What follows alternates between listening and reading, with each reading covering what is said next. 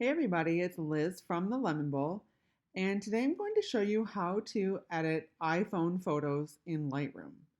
And regardless of what editing tool you like to use, a lot of these methods are the same regardless of the editing platform. I just thought it would be super cool and interesting for you to see kind of a behind the scenes look of how I edit photos. And of course, right now, at the time of this recording, we are in quarantine, so my food photographer is not able to work. So I'm just using my iPhone 11 to take these photos and I'm editing them right in Lightroom. So here we go. To start, I want to let you know I took this photo on a piece of foam core board, which you could buy at a craft store or online. Just they're super cheap. And then I use another piece of foam core board here to fold in half and bounce back more light. And additionally, over here, I have a diffuser, which I've used to kind of remove some of the really harsh shadows that were going on today. Now you'll notice there were a few that slipped in. So to fix that to start, I'm going to crop this photo a bit. And I'm going to crop it in a little bit more here. If you're familiar with the rule of thirds with photography, our eyes are gravitated towards these little sections here. And since I have this beautiful pour shot from the maple syrup on the banana, I'm going to crop it so that this kind of catches the eye's attention right there. All right, next things up, we are going to brighten this photo a bit. So I'm going to boost up the exposure. And when I edit photos, I'll often go almost too far and then just back up until I'm happy. Another way is you could go this way and go up until you're happy. So I like to kind of go up a little too much and then dial it down a bit. All right, I'm pretty happy right around here. Okay, next things up, whenever I go higher on the exposure, I like to kind of compensate for that by boosting up the contrast. Because when you do add in, essentially fake light, you do lose some of the quality of that photo, and boosting up the contrast will make up for that. All right, next up, you'll see these corners here from where the foam core board was on top of the other foam core board.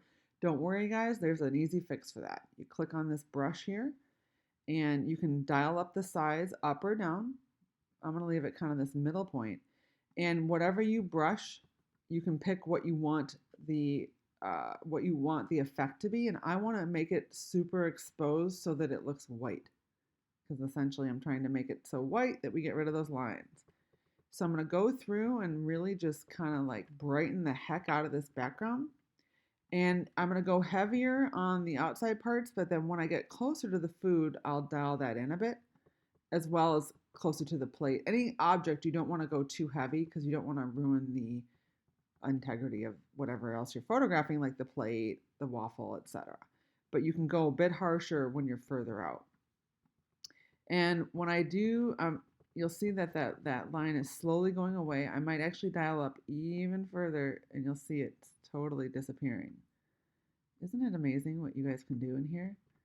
All right, now I'm going to keep going with that. Now you'll see the circle, the edit's going to be harsher in the center where that little plus sign is, and a little bit less harsh in towards that outer, circle, almost like a bullseye, the outer edge.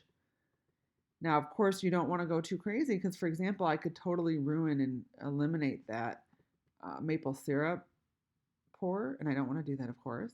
So I'm going to now shrink the size of this and kind of get into some of these little nooks and crannies here. And you'll see as we get closer to the syrup, again, I don't want the syrup to be, I want people to be able to see that syrup, so you don't want to overly do it so that it goes away.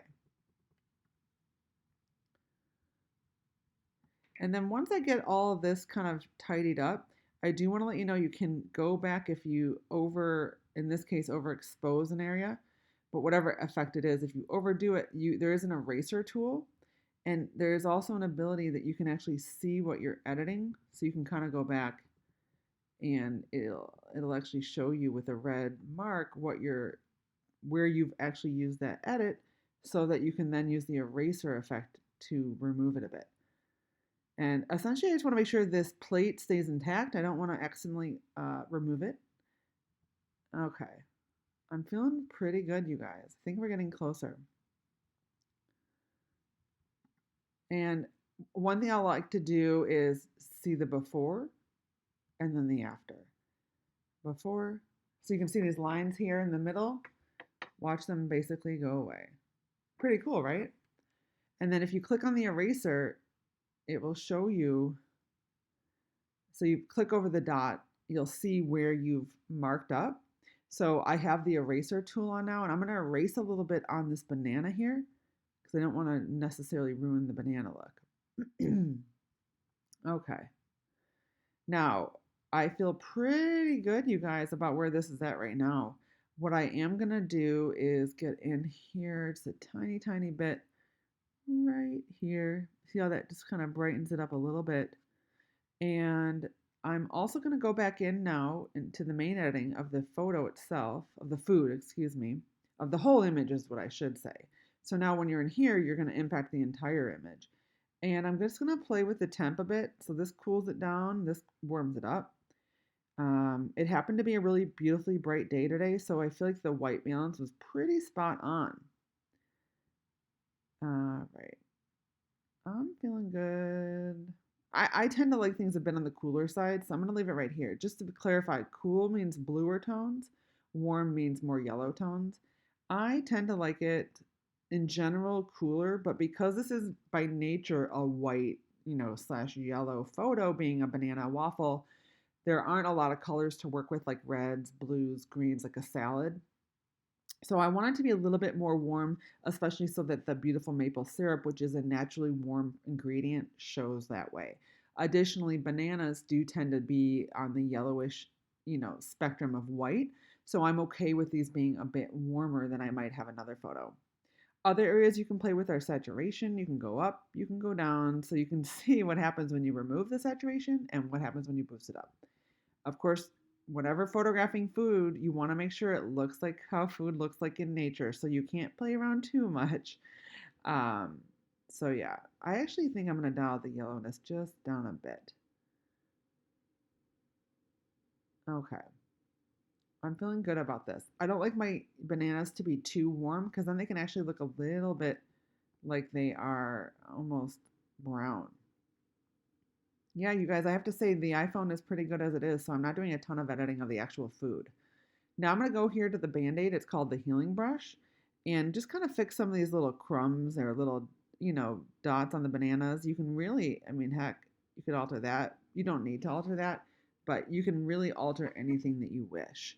There's a little dot up here I want to get rid of, and wherever you move this is what it will replace it with. So you can move it around like that. Let's move that. And it just kind of picks up it removes any spots that you want to fix.